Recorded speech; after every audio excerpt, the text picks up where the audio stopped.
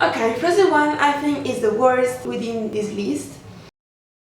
Hi, I'm Viola. This video is going to be about why, to me, Frozen 2 is better than Frozen 1, which is kind of an unpopular opinion so far, and why Tangled is better than both.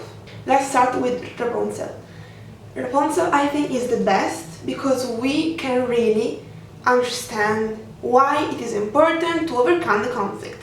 Like, the story is so well structured and set up that we feel that it is really unjust that Rapunzel has to be taken away from everything. So besides having a good conflict, a movie also has to give you the hope about a resolution. Like in Rapunzel, you both are interested in her overcoming the conflict, but also you see that there is the chance for her to overcome the conflict because there is a society outside where there is her family, where there is love, where there are people, and she is appreciated there. Like, she can live in the village, she likes the village. The same can't be said for Frozen 1. So in Frozen 1 I think there are two conflicts, which are the first about Elsa. So she has the conflict of wanting to be free but being constricted by her powers and her society and her role of being a queen. I think we are interested in that because I could see how much sufferance it gave her to be in that situation, and I really wanted her to be free, and I really also understood why she wanted freedom, both because she's a human and humans usually want freedom, and also because she has never had it. So when she goes away and she sings let it go, I think any of us really feels that moment because we have waited for it, we have waited for her to finally be free. And when she goes away, she kind of solves that problem because she is outside of the restrictions she hated. But then the second conflict comes in, and it is about Anna and Elsa. It's not even about society and Elsa, because society doesn't want her.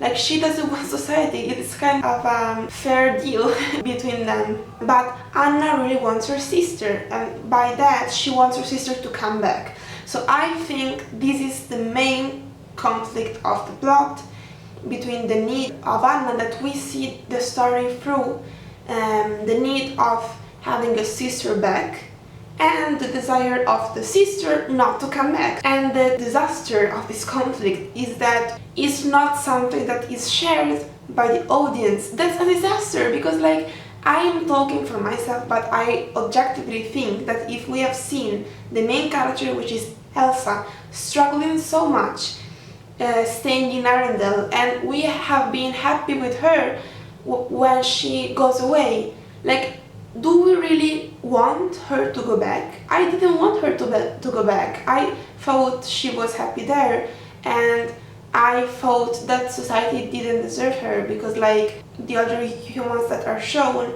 they only want the power. So I didn't even care so much for Arendelle because they didn't make us feel something for the population. Like, the movie really seems classist thing, because, like, we only care, like, we only stay with the rich ones, and we don't give any interest in anyone else outside the aristocracy. And I thought Anna's desire was a really childish desire because she wanted her sister back, even if the sister wasn't happy there.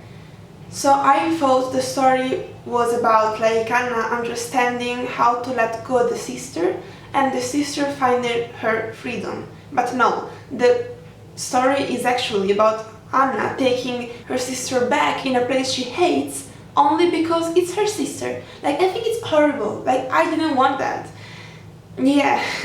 And then, like, Elsa comes back just because the villain Hans takes her, like, forces her to come back. It's not Elsa's choice. And I appreciate so much that in the second Frozen, Elsa finally chooses to stay away from the kingdom. I think it's so stupid that in the first, she ends the movie staying in Arendelle just because the villain took her there.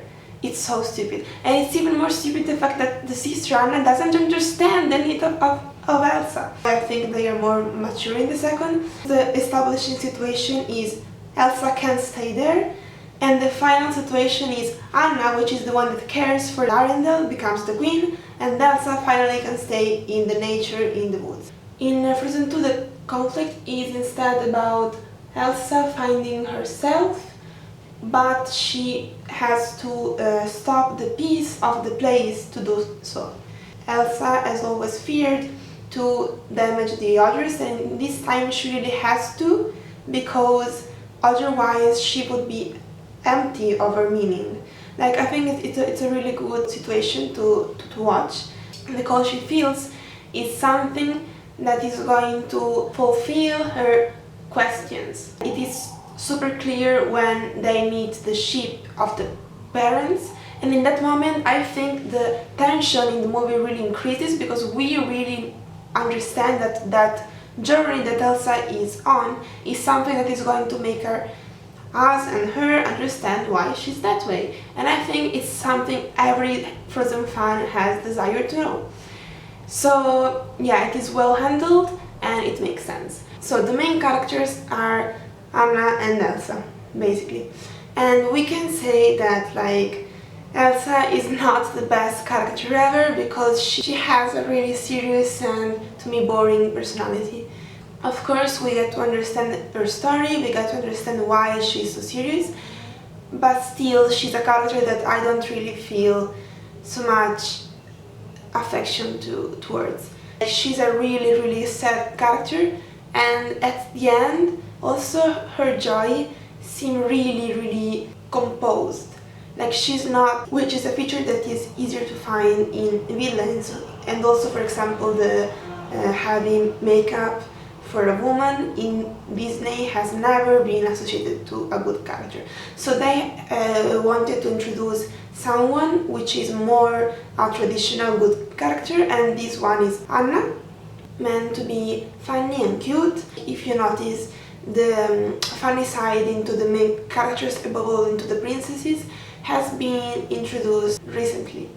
I think Anna makes the Frozen more enjoyable, but she didn't make so much sense to me.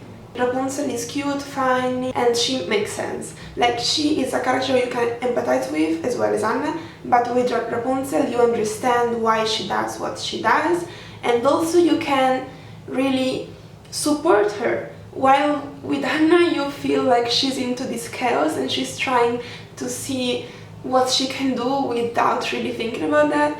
I would define Anna a reasonable as Rapunzel. In Frozen 2, the characters are of course still Anna and Elsa, but they have evolved. So I liked Elsa way more in Frozen 2 because she has more passion in what she does. About Anna in the second movie, I didn't really like the relationship between her and Kristoff, because I know that was a gag that they introduced to have like a second small plot, but I don't think it was so much of a good choice, because they are characters and he is only related to that scope of doing their proposal, while she seems really annoying in the way she treats him, which is not something you would desire for a main character. But I like the way she grows, because as I said, in the first she was really impulsive, while in the second she understands more her boundaries, she understands more how life works, she understands also something that I really appreciated that they wanted to show to children, which is how you react to really sad situations. And she is more mature, also because she uses her energy that she has, her desire to save the others, even giving her life, which she had also in the first movie, but she uses this desire in a more constructive and meaningful way, because in the second one she destroys the real problem of the situation, while in the first she just goes alone into the forest.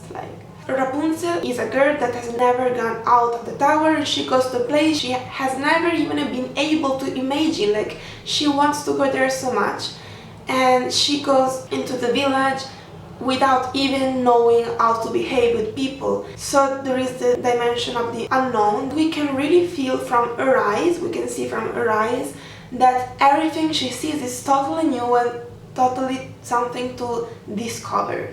While Anna, which is as well being locked, she doesn't really, like, the movie doesn't really focus on how much the wood and the places are new for her, because like the only thing they show it's new for her is how to trust someone, because she trusts people without reason, but she, like, we don't really see she is in an unknown place. While for Rapunzel, like, every time she goes around you can see she's discovering something, and this makes the movie more adventurous.